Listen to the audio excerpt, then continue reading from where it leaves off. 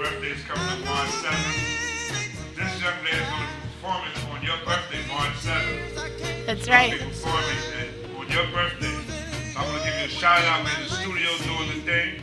So to Aunt Riette, thank you for all the good work that you did. And think about you on your birthday, March 7th. Happy birthday, Aunt Riette. March 7th is going to be the best day ever. I already know just because you was born that day. All right. Good job. All right. Birthday shout outs. Love them.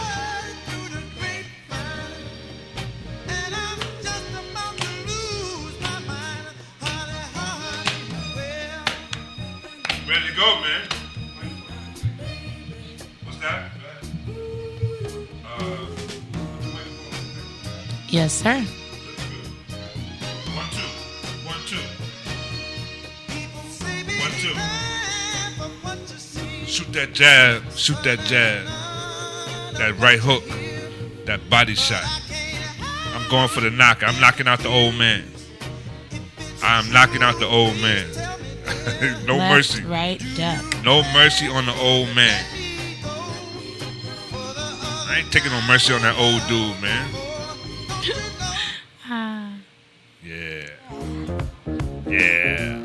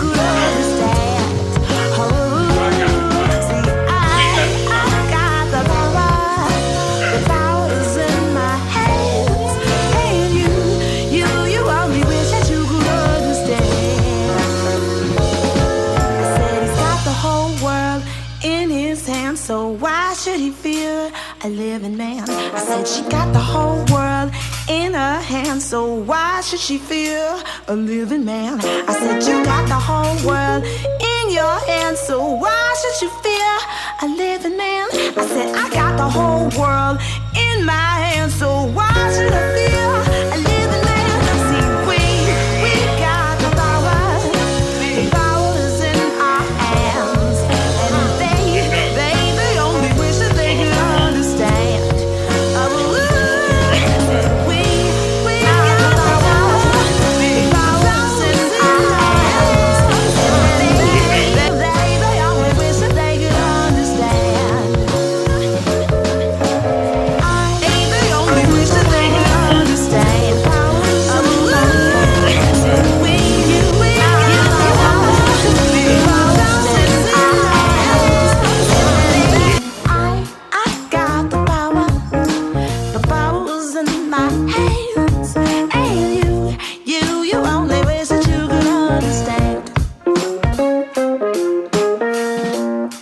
I only wish that you could understand. I only wish that you could understand. I only wish that you could understand. I only wish that you would take a stand.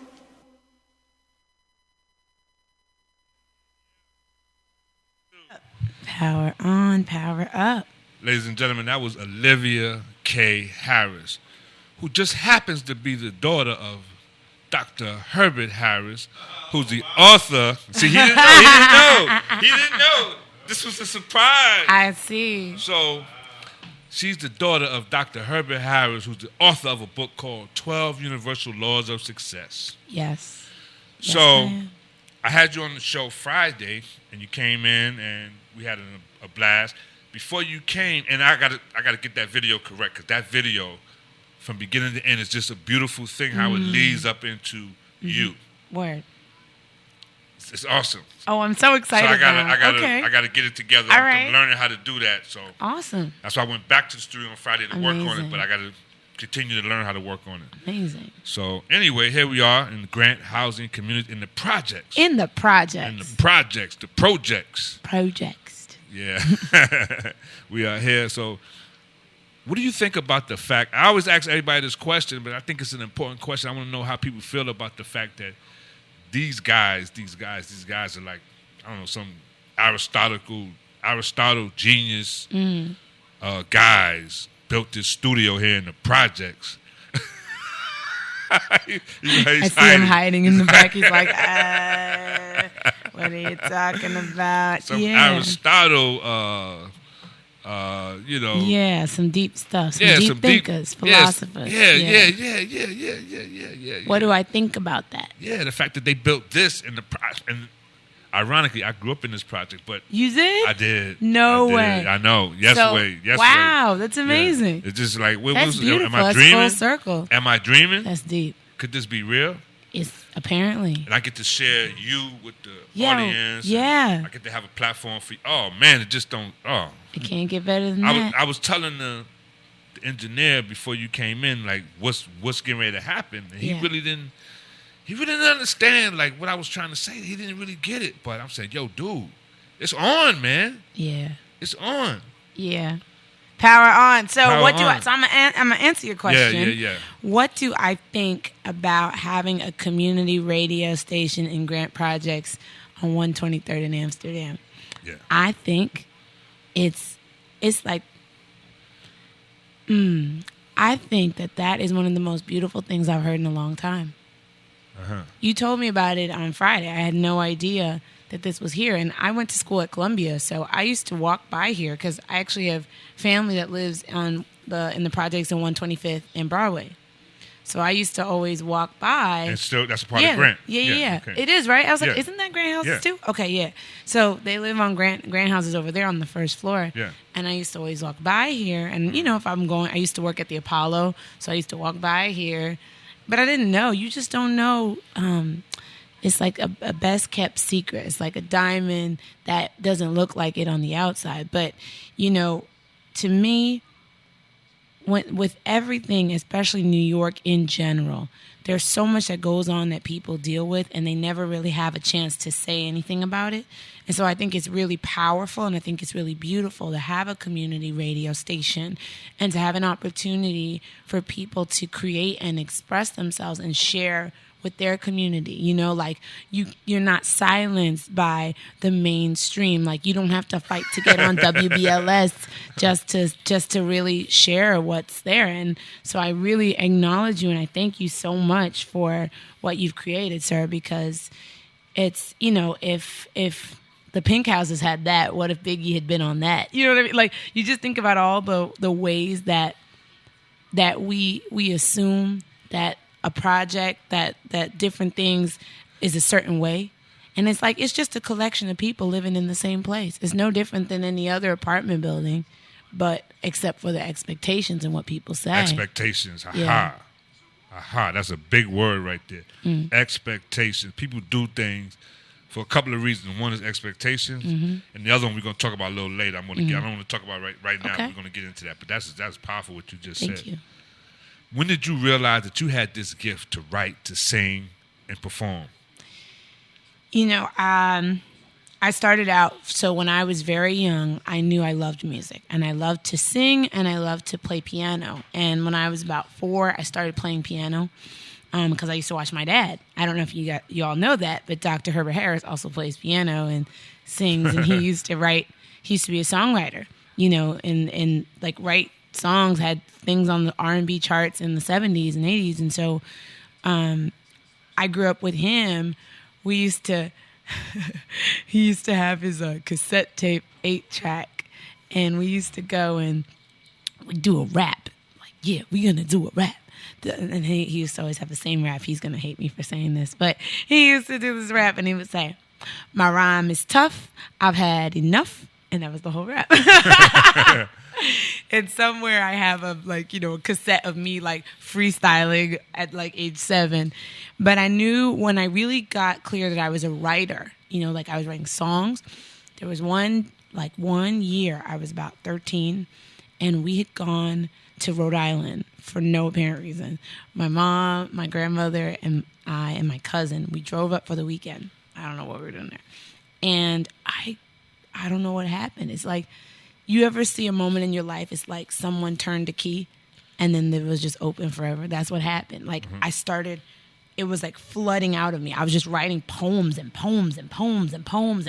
I spent the whole weekend writing poems. I wrote like 50 poems that weekend. Wow. I had a notebook. Sound like Prince. It was pretty crazy, You got a honestly. vault with the music. Honestly, it was deep. And then my dad ended up being my dad. He was like, I'm going to go copyright this in case we ever have to sell your book of poems. So, like, it's in the Library of Congress. And then I started to connect writing songs. And I remember I had this song, Ice Cream Man. And I wrote it because I was at church, and the ice cream truck rode by. And I was like, oh, man, there it goes. Like, ice cream man, I want my money. Ice cream man, it's not even funny. I went inside, I went to get my dollar. And before I could start to holler, you had gone down the street. And I had to run on my own 2 feet. That was like, I was 12 years old. And I shared that with these girls at school. And I went to all-girls school for 8th grade. And it was my first year there. And I was confident, okay? I was confident. I rolled up. I was like, let me play y'all a song. Played it on my little recorder, press play. And they were like, wow, like, what is this? And so I wrote for like a musical theater performance. And that's really how it all got like officially started. Yeah. Wow. 8th grade. 12 years old. Wow. And you've been going over. How did you learn how to take command of a stage like the way you do? I mean, you really take command of the stage. I saw that. Yeah. I think it comes with the Brooklyn energy. It's New York energy. Like, my parents, my dad has been taking the stage my whole life. I always had to watch him do that. Like, watch my dad give seminars, give speeches. I'm like sitting there like, okay, 7 years old. And, but what I learned from that and from church, honestly, from having to, who's reading the scripture? Who's going to recite this poem? Who's going to sing the solo? Who's going to play the violin in church? Like, I did all of those things. And I pretty much everyone that I went to church with, I went to Berean Baptist Church. I still do. I just came from there. Berean Baptist Church in Brooklyn. And that church is a nurturing church. And they always encouraged us to just, that's all right, honey. That's okay. You go sing that song, and it sound bad. And all right, we were okay. So I got comfortable there. That like anything that if you were doing it for God, that'll work out. That'd be fine. Yeah. So let's back up for a second. Yeah. I want to go back to, I think, Doug, you had a question when we started talking about the radio station here in the project. Said you wanted to say something. I don't know. I felt you wanted to say something. Excuse me? Yeah, you wanted to say something in reference to, we were talking about earlier about having this radio station here in the projects. I saw you getting ready, so. No. Okay. You'll let me know, right? You'll let me know. Yeah, I'm just listening. Okay, all right. Yeah, that's good. That's good. Cool. Yeah. He's like, no, I'm just here. I'm in the cut. I'm just taking it all in. I'm just taking it all in. That's real New York energy. Like, I'm just gonna hang real tight, see what the lay of the land is like, and when I get clear, I'll know it. I'll be ready for you. So we often talk about pops, but tell me about moms. We talked about her on the other show. Yeah. but I want to talk about her on this show also. She's dope. My mom is dope. My mom is, I think, I grew up mostly with my mom. I would visit my dad in the summers. But my mom is like pure Brooklyn energy. Okay. My mom used to, she's a community organizer, a teacher, a science teacher for 10 years. And somebody who was never afraid of anybody who walked up to her. Like, because you could feel that energy. It was almost like, I will knock y'all out. Don't try me. And she never knocked anybody out. That was the thing. It was just, she had that fighter energy, but a queen's grace. So my mom still has all of that, and I feel like every day I think I appreciate her more and more, because she always taught me how to dress with elegance. Like you might see when you coming to my shows, I don't play with people about my clothes. Okay. Like I design my clothes. We always do something funky, something you've never seen before, original, bright colors, kind of disco vibes. And that's just because of how I was raised. My mom had this funky energy. She was, and I cut my hair and I got a fro when I was in college, and my dad was like, "Why would you cut your hair? It was so straight." And I was like, "Oh, Dad, I can't do it anymore." And my mom was like, "Cool, let's go to the barbershop. Let's go and get your hair cut." So so you can see they got two different kinds of energies, but my mom was always like a rough and ready, but totally classy. Right. Wow. Yeah. Wow. And full of life. Both of my parents, full of life, the life of the party. Mm-hmm. And that's where I get that from, being the life of the gosh darn party. Yeah. Because when I went to see that performance down there, I mean, the energy in the room was amazing. Mm. And like I said, you took command of the stage. Yeah. You made it fun. Yeah. You got people involved. They were like, yeah. They had the power fists up in the air. Yeah, I'm not afraid of that. And I think I do think that comes from church. I'm not afraid to tell people what to do. On stage. I'm like, okay. I'm like, all right, guys, so here's what we're going to do. All right, everybody clap your hands like this. Like, there's a video of me at 17 at the bitter end doing the same stuff. I was like, okay, everybody, we're doing this. I just, when I'm on stage, I'm like, this is my stage. This is my stage. Y'all are visitors. Thank you all for being here. It's been great having you, but welcome to my home. Welcome to my planet. And that's a planet where everybody can have a good time. Like, everybody's going to have fun. People who can dance are going to dance the crap out of it. People who can't dance are just going to do a little something, a little rock, People who sing can, belt it out. People who can't sing, there's always a little something you can hum, because I really believe that it's important to me to have inclusive programs that are the kind of art where your mom can come, where your sister can come, your little cousin can come. That's what I grew up with, always being in the Caribbean. Inclusive. What about a little kid? Can a little kid come? Yeah, I really, now not at this party, not to this particular event because it's a 21 plus. But it's actually really important to me to have venues where I can actually perform for children as well. Because I'm a teaching artist. I travel. I perform for kids of all ages, from kindergarten all the way up. I've been, old folks. I don't have how some people have an age group they really like. I don't really have that. I like people of all ages. What about old men? Like, really old men? They're my biggest fans. You know that, right? Because every time, right? I grew up with my dad being, He's not old. He's not old. He's timeless. But timeless. Got it. But when I was younger, just growing up, I was always comfortable with old people, because I spent most of my time. I'm an only child. I spent most of my time with old people, so I was always like, you should be comfortable with our engineer, and you should be comfortable with him. He cool. Yeah, he cool. So far, so good. Yeah. I got no complaints. He's got a question for you. Oh yeah. Yeah, you were saying earlier about the teaching artist. So you're a lot like your dad, because your dad's a teacher, even though he doesn't proclaim that, but he's a teacher. He, when you listen to him, he's talking like a teacher. No, he proclaims it. I never heard him say that. And two of my kids are teachers. My son's a teacher. So it's interesting to see somebody like that grow up in your house, and you don't know how they got like that. You know what I mean?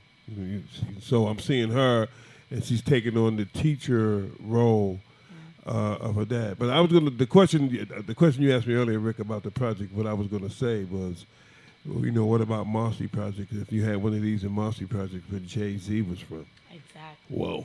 Yeah. So it kind of made something. Yeah. What you don't know is it kind of made something that he was yelling at me earlier, but nobody was here. It kind of made that come true because he was getting on my case about how important some of this stuff is. Yeah. And I was acting like it was bullshit. No, it's not. It's so. Thank you so much for saying that because it's people like Ricky and people like you, sir, that really. Y'all are. Just call me Mr. Doug. Mr. Doug? Got it. Mr. Make sure you say Mr. Mr. Say the whole name. Mr. Doug. Say the whole name. Mr. Doug. Say the whole name. Say the whole name. Thank you. You've seen the Boondocks. So I have. A lot of people miss that. Oh, my God. That's so funny. Yeah, it is. Well, so like you were saying, Mr. Doug and Ricky, like it's really important, I think, in this era where a lot is changing very quickly, people still have to get introduced to the world of media. I don't care if you're on Instagram and all that. Yeah, a lot of us artists, most of the black artists I know, black musicians, we all got started in church because that's where you're gonna you're going to class. You get a lot of practice. You get lots of practice. I had 15 years of practice. You need practice. And it's great. And then at the same time, who's going to teach you to practice for media? Who's going to teach you to practice to communicate? Nobody. And this is why this is so beautiful and that's really important to me. That's, I got trained. I did a lot of leadership work as a child. I went to Prep for Prep, which is an academic program for children in the 5th and 6th grade that trains you not only in academics, but also to lead. It trains you how to look at the world and see the social issues and see your place in making a difference. Well, being a leader is important. I used to tell my kids and even my grandkids that, when they ask me something, I always would go, are you being a leader or a follower? Ooh. And they would go, and I'll be going, because if you being a follower, I'm not going to give you anything. I'm not going to ask for money. I want to go somewhere with my friends. Or you going with your friends? Are you going to be a leader with your friends or a follower? Because if you're a follower, you get none of my money. You know what I mean? Love that. You got to be a leader. If you got to think of yourself as a leader, especially when you're a teenager, if you're going to get around the annoying things that teenagers do to each other. Yeah. So if you teach yourself, this is my theory. If you teach yourself to be a leader, when you're being scorned as a teenager, you don't give a shit. I'm just going to be a leader. I'm going to sit over here at this table, and maybe there's somebody at this table who need a friend. Yeah. And I could be a friend to that person, and never mind the people who don't want to be my friend. Yeah. You know what I mean? And 100%. especially with girls, they really, they really put a lot of value on socialization. Men don't. We don't give a shit. We really are, put the shiny toy in front of us. Yeah. And, that's it. You know what I mean? Love that. That's how we are. And, we're very, very easy to comply. Yeah. You give us a sandwich, we shutting the hell up. Seriously. I mean, really. It's really true. And so you need important. people who know how to communicate and get things done. So you're lucky to have your dad. I've been fortunate, but I'm also blessed because it couldn't be one person alone, It's the community of people. The community of people that created me. I'm like, Brooklyn made me. You know what I mean?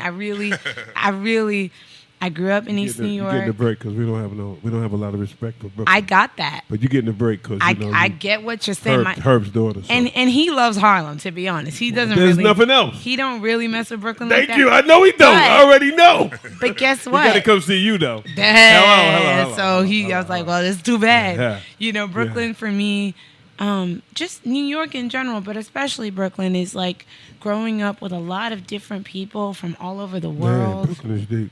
We're so diverse. It is, man. Brooklyn, I remember Brooklyn is one of the few places you can still go to and you can spend all day walking around and never see nobody white. Ooh, that's what happened. That's how Harlem used to be like that, I didn't know about white people. Harlem used to be like that. And then all of a sudden, when the rent went up, because people got a lot of nerve, or they get really courageous when there's low rent. Yeah. I'm serious. Yeah. She gets real courageous. She gonna live with anybody if the rent's low enough. Well, that's kind of what happened. That's You the forget story. about my prejudice and all That's that. right. Rent cheap. I'm moving in with you. And honestly, but I kind of feel That's some like new it's stuff. great. Like I kind of feel like when people don't make rules about who they can be next to, Thank you. there's a whole different world. 'Cause Yes. I grew up, my block, my mom and my grandmother, they're Guyanese.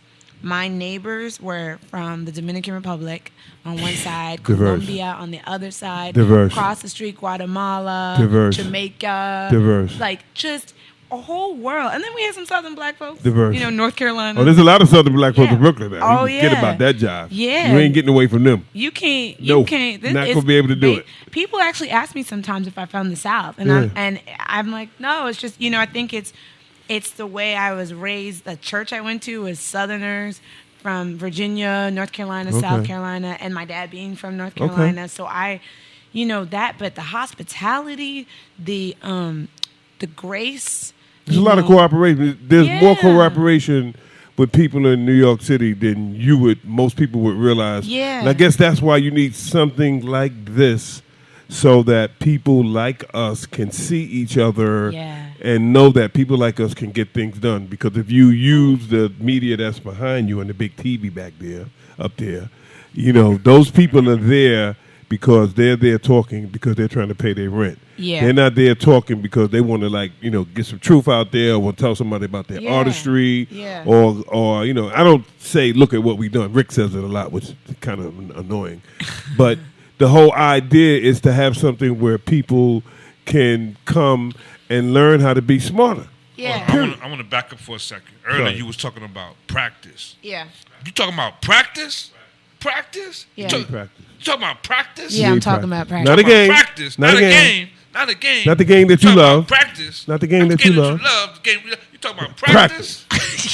That came from Talking about Allen. practice. That's Allen Iverson. I could That came feel from it. Allen Iverson. I could feel it. I was like, okay, I can feel That it. was a famous Allen Iverson. interview that happened with Allen Iverson. I don't know if you know. I know who That's- he is, yeah. that's Of course, what plays you for know who he is. Philadelphia- Naturally. Philadelphia 76ers. Yeah. And the reporter asked him about practice. And He went crazy. He went. He went. He went it's bananas. like a He went classic. bananas, actually. Yeah. He went bananas. But speaking Yeah. of practice, you got Yeah. people like Michael Jordan, Yeah. who was just a practice fanatic. Yeah. Kobe Bryant, Yeah. practice fanatic. So Rick Young. Rick Young. no, Yeah, you no, practice. no. I watched him. He comes in here No. every week. Yeah, He no, practice No. motivation. He asks people that he doesn't know on the street, what are the keys? And then he'll have a hat on his head that says keys to your mind. And then he'll stop people on the street and go, what are the keys? And I be going like, do you know that person? He be talking to people you don't know. Well, the you know thing what? that my kids accuse me of, of talking to people that know, which is not really true, because I used to be a basketball player, and people just come up and talk to you Yeah. who you don't know. Yeah. Okay, You so got that kind of I don't know how face. you could actually be a singer and everything, because I find it quite disconcerting for people coming up and they don't know you because they'll start talking about basketball and they'll know your name and everything. You be going, I don't even know this person. Shit Yeah. drives me crazy. I'm not being disrespectful, No, I get it. but when you walking around with your kids, and my kids used to be going, oh, you think you're famous? I go, I'm not famous. I don't even know that person.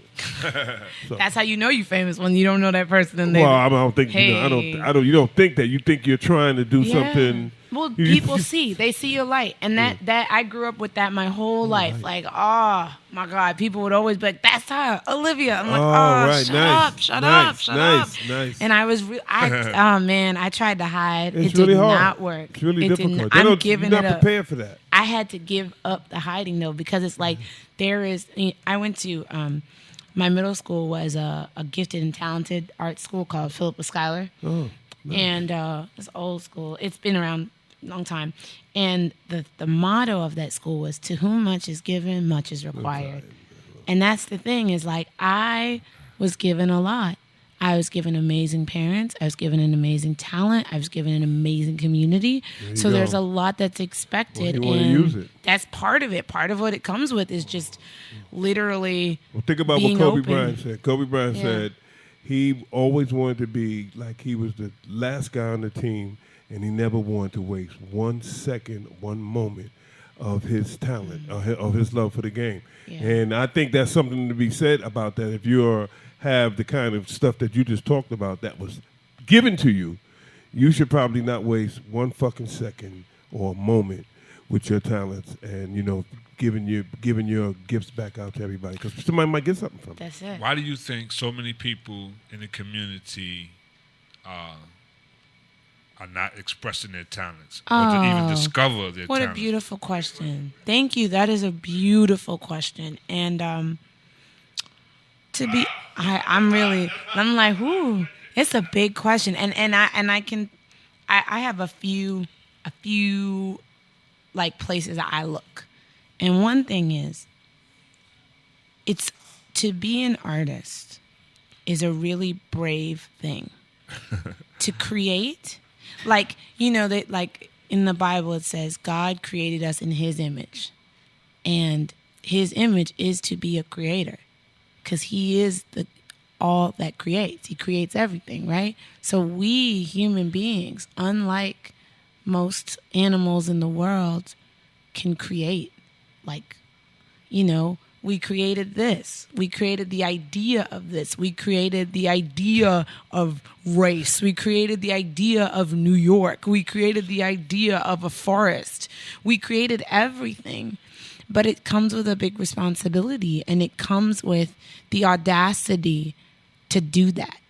And I think people in our community, in the Black community specifically, we deal with that in the background, not even, no one's like saying it all the time, but in the background, there is an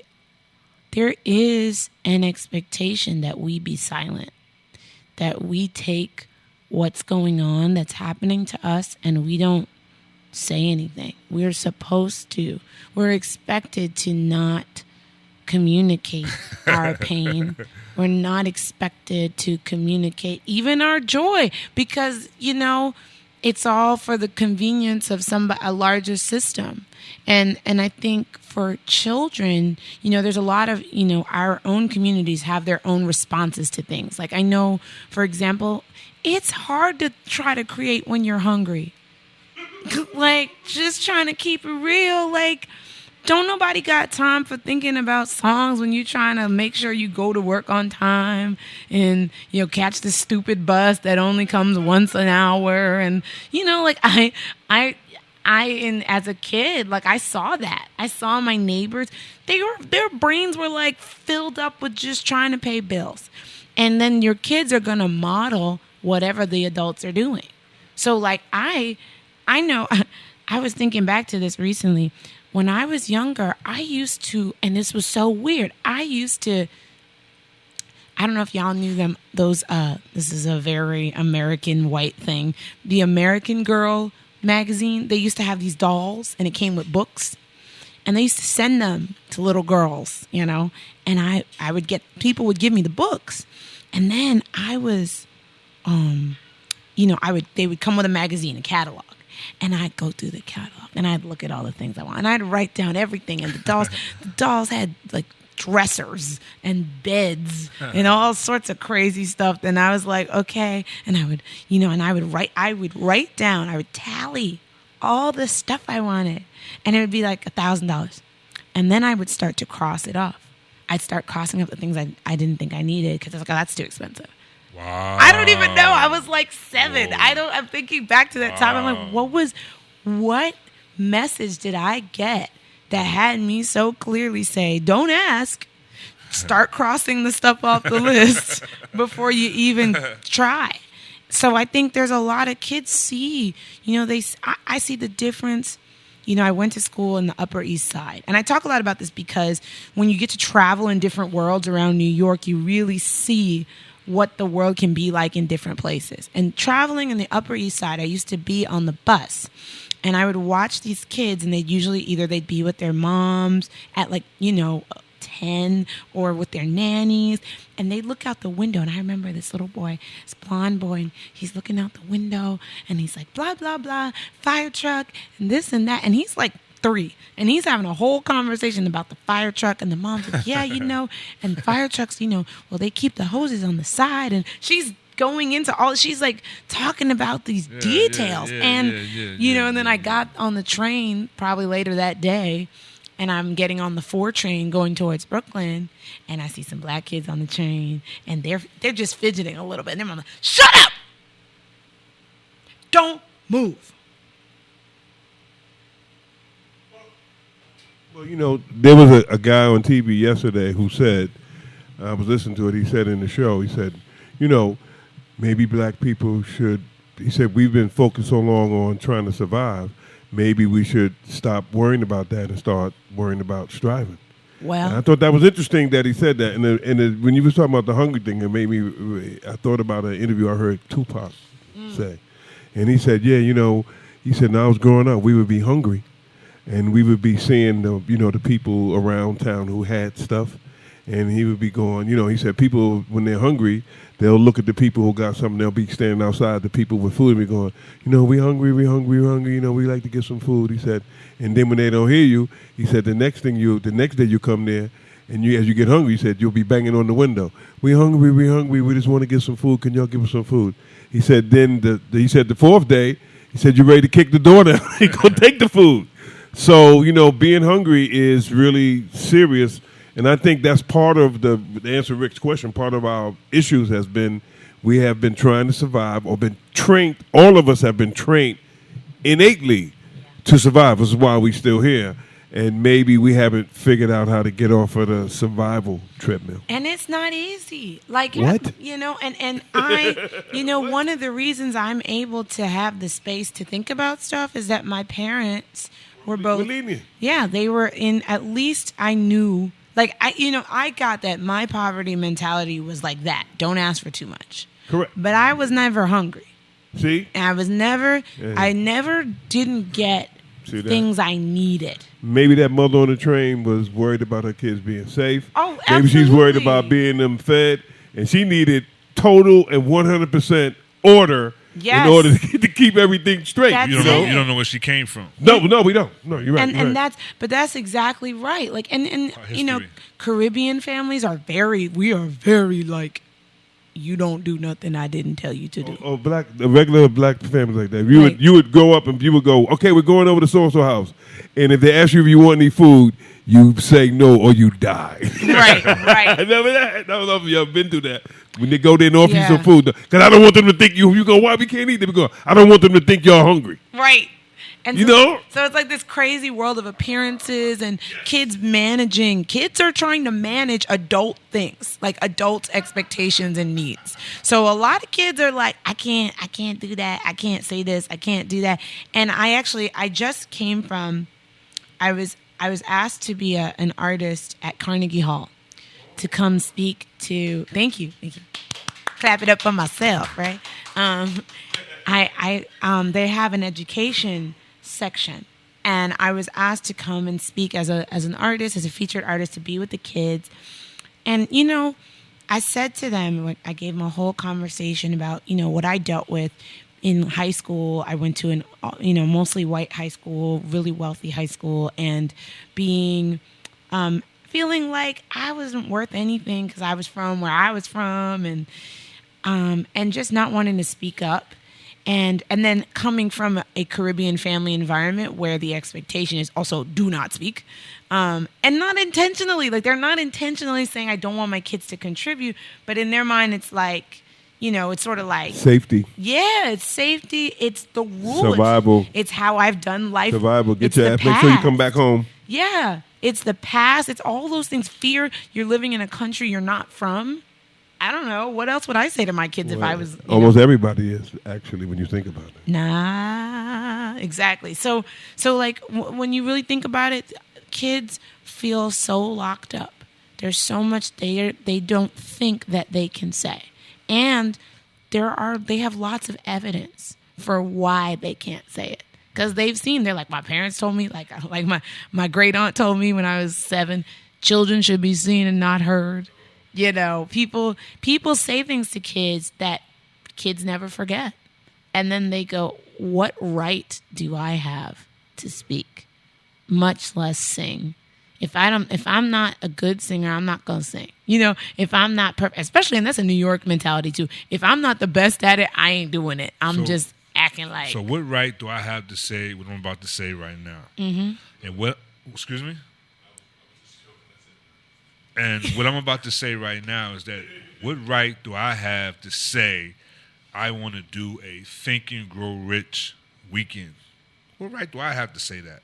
But I'm saying it. You got all the right in the world because you are alive. And and what right do I have to say that I want to do a 12 Universal Laws of Success weekend? You got all the right in the with world Dr. to say Herbert Harris. Uh-huh. And I need a favor from you. Okay. Before that even happened, I want to secure an interview with Dr. Herbert Harris, your father, and I want to talk about one subject. Okay. One subject only. I want to interview him, and we're going to talk about the whole interview is going to be about this one subject. Okay. You know what the subject is? What's the subject? Hello? Somebody's knocking on the door. Hello, who is it? This is fear. This is fear at your door. I want to talk to your father because, like, one of the things about your father is I could ask him a question about almost anything, especially when it comes to personal development, success, motivation, positivity. He got it down. You want to say something, sir? Your hand is up. Your hand is up. Okay. I want you to speak to this thing called. Who's there? Fear. I want you to speak to that. Okay, absolutely. Fear is always knocking on my door. Wow. Always. Wow. For many reasons. The first reason is just my old training when I was bullied in elementary school and all these things I have. I have lots of fear. I have fear of talking to authorities. I have fear of saying controversial things, though I have controversial thoughts. I have, right? I'm going to keep it honest, keep it 100. I have fear of being misread. I think, like Nina Simone said, and happy birthday to her. Yesterday was her birthday. Wow. Yesterday was her birthday? Or it's today Sunday, so 2 days ago. Her birthday's the 21st, and mine's the 20th. I never forget. Do you know that my birthday's on the 21st? No! Same day as Nina Simone, February. Michael Jordan. February 21st? No, Michael Jordan's the 17th. Okay. Nina Yeah, he's Simone, an Aquarius. Dr. J. Dr. His J. birthday's on our day. The same day that Martin Luther King was dead. Yeah. Yeah, I'm February 20th. Okay. And my grandmother. And my granddaughter's February 13th. Hey, see, it's a good month. Why you didn't It's a mention short your and sweet, birthday? beautiful month. Why you didn't mention your birthday? They had a birthday coming up. Why would I mention it? You didn't mention your birthday. All right. Funny. Well, now we know everybody's birthday, so this is good. Yeah, there you go. Full disclosure. In this episode, we learned People actually have real birthdays. people have real birthdays. Isn't that disgusting? Man, so what I was gonna say is with Nina Simone, she has that song "Don't Let Me Be Misunderstood," Love that song. and that is one of my biggest fears. Is that I'm gonna have my heart is so big, and I love people so much. So whenever I do something and it's misunderstood, it breaks my heart. It really does. It breaks my heart. I got into a fight with my mom in college. And you're a Pisces. Yes. I know. That's why. I'm a Pisces. So it's like that fear of being misunderstood, of being seen the wrong way than I want to be seen, that runs the show like 70% of the time. Wow. And the thing that I would say about fear knocking on your door is, if fear is knocking on the door, stop standing at the door. You know what I mean? Like, fear keeps knocking. You're like, the thing is going to happen. It's like you got a whole world to manage over here, and you keep standing at the door waiting for fear to come through. It never does. It doesn't actually break through the door. Like, you have all the say in if fear is going to actually stop you from taking care of what's in front of you. What happens if fear knocks on the door? Hello, who's there? This is fear. And the person that opens the door is faith. Then what happens? This is a beautiful metaphysical question. Well, great question. I guess that's what happened. You open the door and faith is. I mean, at the end of the day, like I'm saying, fear is there. It lives there. It lives right there. I don't think you should. To me, I don't mess with that. I don't mess with fear. You know what I mean? Because you have to look at things. And, when I was little, my mother used to always say, if somebody knock you down, you get up 2 times stronger and 2 times harder, and you let them know that they made a mistake by knocking you down. So don't be, so, her thing was don't be afraid of shit. And I think that, there are things you can be afraid of. Like, I'm afraid of, like, leaving my kids and, that one day I ain't going to be here with them no more. And that bothers me because I don't want to leave them. I'm just saying, that's what my fear is, Rick. I don't want to leave my kids. I don't want to leave my grandkids. I don't want to miss one day of being around them. And, but I know that ain't going to happen. Right. So, but other than that, fuck it. So I have that mentality. I'm just saying you can't be that. You gotta you gotta get up and you gotta go out and you gotta meet the challenge. You gotta conquer your fears because you're not going to get away with nothing in life. That's the hard part that you learn as you get older. You ain't getting away with people. You see these people on TV we all seeing, thinking they all slick and thinking they pulling. You ain't gonna get away with nothing. You don't get away with nothing in life. I swear that's some hard shit to learn. When it's all said and done, you're going to pay for everything that you do. Time out. Yes, sir.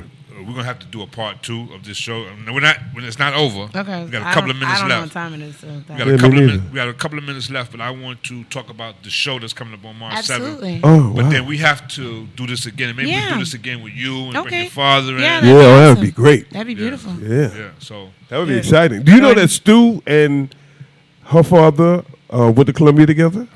They were classmates. Did you know that? You mentioned it before. Stu mentioned it. I didn't know that. No, you told me. I told you that? Yeah, you told me. Yeah, well, I wanted to say that in front of her. My partner, Stu, who helped us do all of this, he's a Columbia guy, Columbia person like you. Yes. And him and he was in there talking about your dad. So I remember when they were all teenagers. Oh, yeah. So you would probably get some good information out of Stu. Oh, yeah. I love Full disclosure, I am a Columbia University professor. I'm sorry. I'm serious. No, I'm sorry for leaving that out. I taught boxing there for 11 years. Did not know. Professor Young. Oh, my God. That's right. Young. That's right. Professor Young. You have a lot boxing. to show. I'm teaching. I Give me taught my science. A. I want my A, man. I taught art. I want my A. I want my A, bro. Art, science, engineering, all that good stuff. I love it. Beautiful. All wrapped up into the art of boxing. I love it. Thank you. Okay.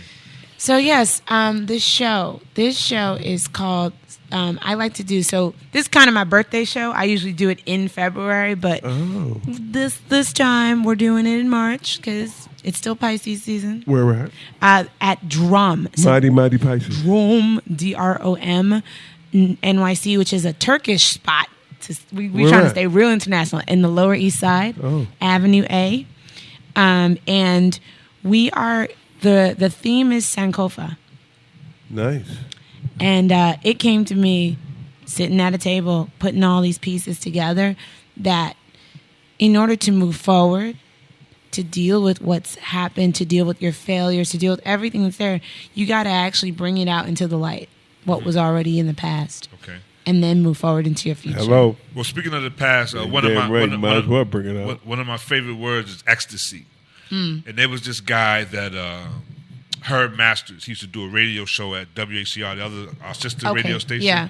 And I was on there with him, and I had invited Indy Iree's mother. Yeah, she's great. And you kind of remind me of Indy Iree a little love bit, right? her. So Indy Iree's mother came on, and she sang like a little tune. Yeah, she's great. And Herb Masters was sitting there, and he had this look on his face of just pure ecstasy as he was singing. I will never forget that look on Herb Masters' face. Yeah. And I've seen it on Doug's face a couple of times. I had a young lady from my projects that grew up in her mother grew up in Grant, and she was sitting here speaking, and I looked at his face, and it was ecstasy. Yeah. The day we did the performance for your father at City College, ecstasy. Yeah. So I want you to do a little acapella, like 30-second, 1 minute, because I want to see that ecstasy look on my man. What do you mean on your face? Mr. Frazier's face. All right. Okay, no problem. Mr. Doug's face, excuse me. Mr. Dougie. Mr. Dougie. That's what my daughter's friends, they all call me Mr. Dougie. Okay. There you go. That's respect right there. All right, put some respect on his name. Say the whole name. Say the whole name. Okay, this song is called Everybody's a Garden. Our bodies are timepieces, are monuments to history. Oh, she said what? He did that, and I did this for you. Our bodies are battlefields, waging war for all to see.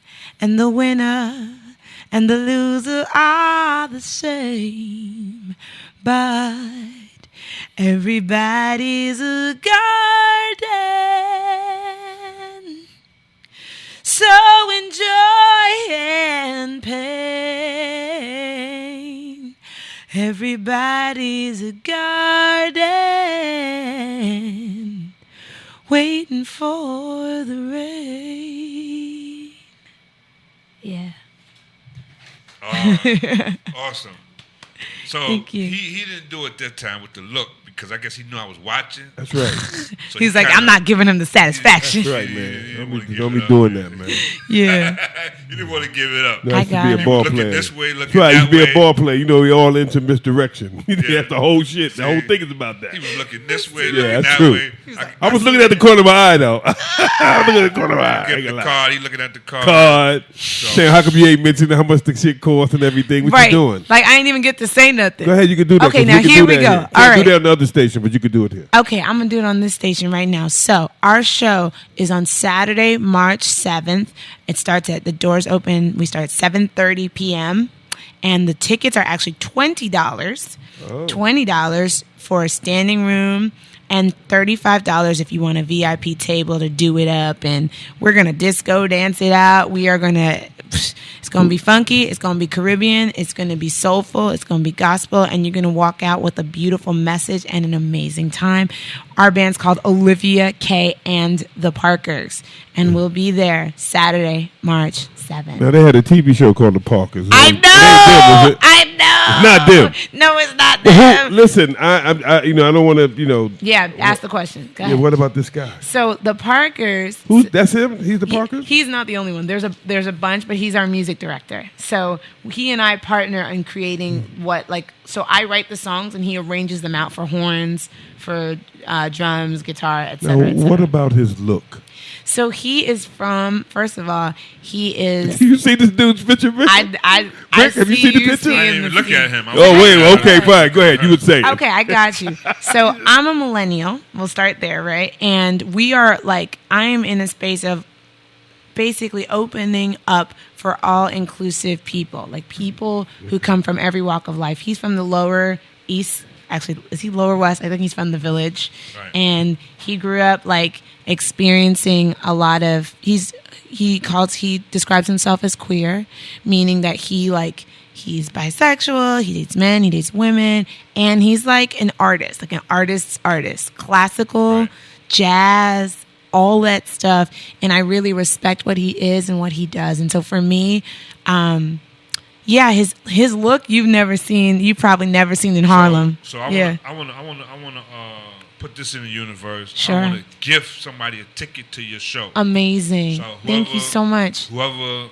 Somebody from this community. So Grant houses, we have at least one ticket, and I'm going to actually go and put another ticket. So that's 2 tickets, free tickets for somebody in this community. Yeah. Bring yourself and your friend. Yeah. We want you, because I want to make that difference for each and every one of the people of my community. Thank you so much. Okay. It's beautiful. All right.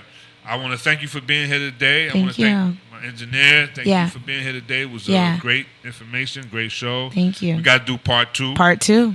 And now you know what it is, what Yeah. to expect. Oh, yeah. I kind of didn't want to tell you. I Yeah. wanted it to be a surprise. I Because love I didn't tell him what was coming. Yeah. So this is like a total surprise to him. Nice. Surprise. I love surprises. I'm a go with the flow person. Yeah, because you was trying to get information like what is it like to set it? I didn't want to like. It's a surprise. So let's take I this didn't wanna music scare out, you. huh? Yeah. Yeah, let's rock it out. All right. I got the power. The power's in my hands. And Right you only wish that you could understand. I got the power. The power's in my hands. And you only wish that you could understand.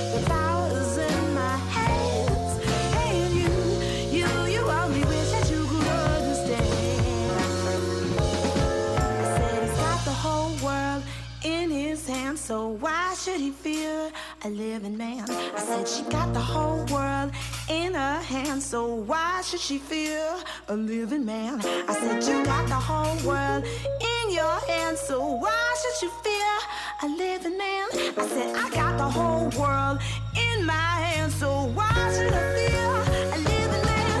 See, we got the power is in our hands, and they only wish that they could understand. We got the power is in our hands, and they only wish that they could understand. I got the power's in my hands, and you only wish that you could understand. I got the power's in my hands, and you only wish that you could understand. I only wish that you could understand. I only wish that you could understand. I only wish that you could understand. I only wish that you would take a stand.